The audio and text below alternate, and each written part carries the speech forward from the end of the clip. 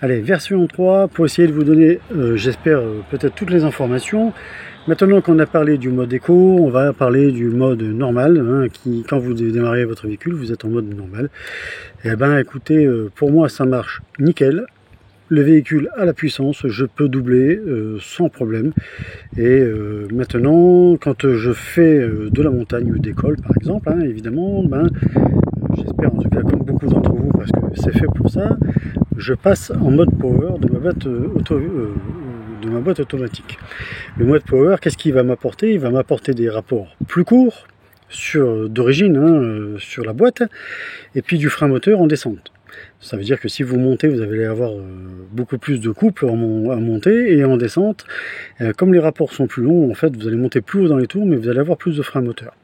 Et si ça suffit pas, dans la descente par exemple, eh bien vous passez en boîte manuelle, en deuxième ou en troisième, c'est quand vous faites des grands cols de grandes pentes, et vous allez avoir du frein moteur.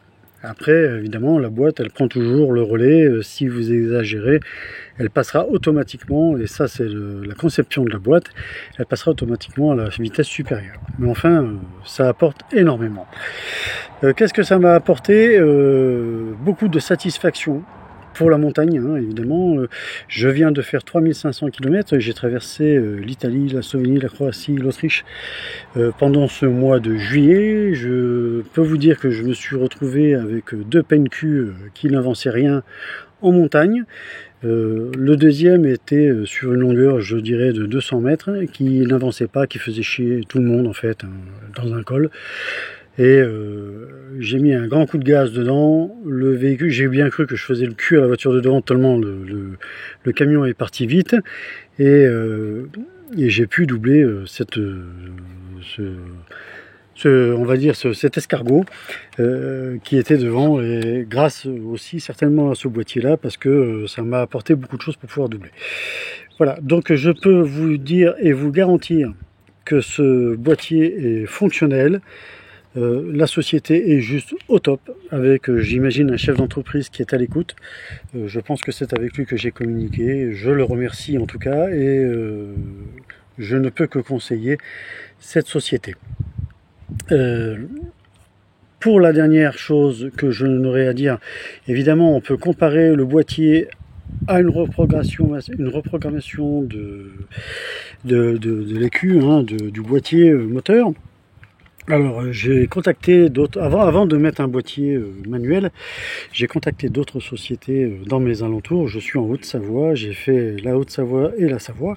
J'ai contacté environ une dizaine de sociétés de reprogrammation qui m'ont tous dit qu'ils n'avaient pas les